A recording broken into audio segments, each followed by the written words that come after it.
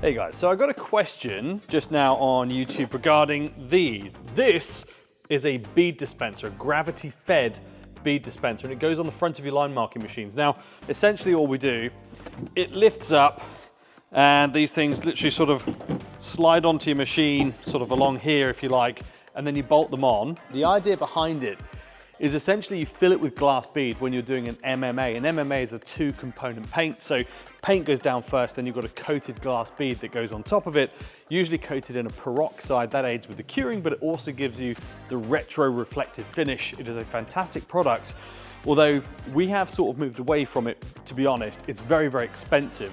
The idea though with this one is that you can get the glass beads to fall directly onto the paint so that it's like an even sort of coating, really uniform, nicely done, but of course it gets the beads on quickly as opposed to sort of painting the line and then coming back with one of the hand bead dispensers where you sort of squeeze, it drops the glass bead onto the ground.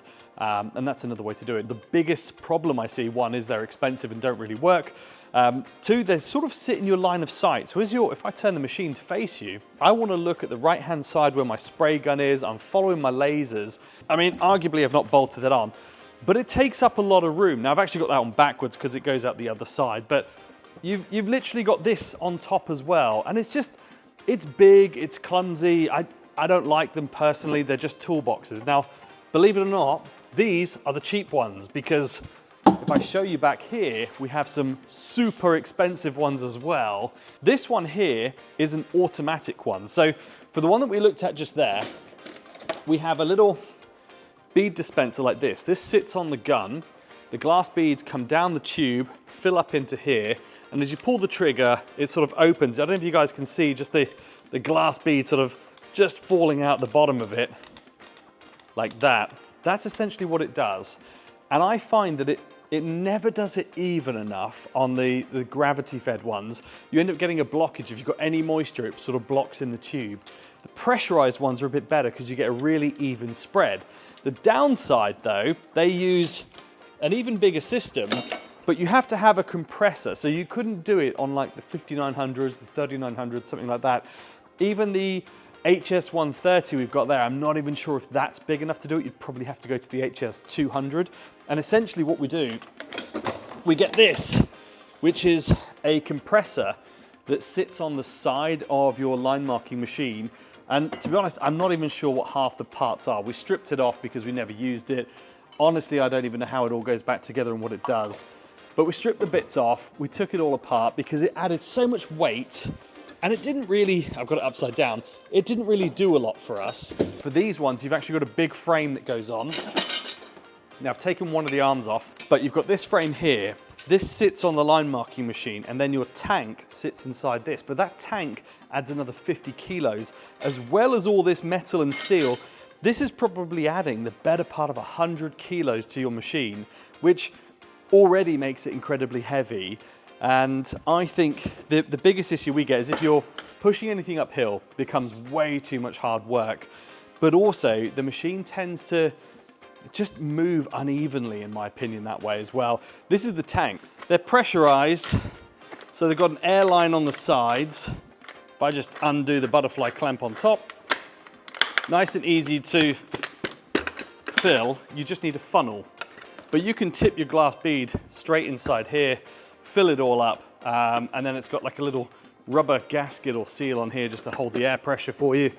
Squeeze it down, get your butterfly clamp back on it, and it'll do a treat. This one comes with a really nice dispenser. So you'll notice that the pressurized hose that you get is so much smaller. So in comparison, this is a gravity fed and this is pressurized. There it goes.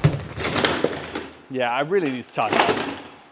This one comes with a much nicer fitting.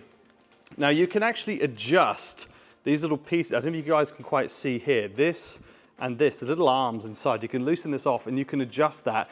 What it does is it adjusts the width of the spray of the bead. So when it comes out, you can adjust how wide it's going to go.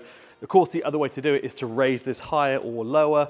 But of course, you want to regulate the pressure. You don't want too high a pressure and it pushes the paint out. So you want to have it at the right height, that it sort of overdoes it by say 10%. But of course, every bit that goes over is wasted, quite frankly. But you know what?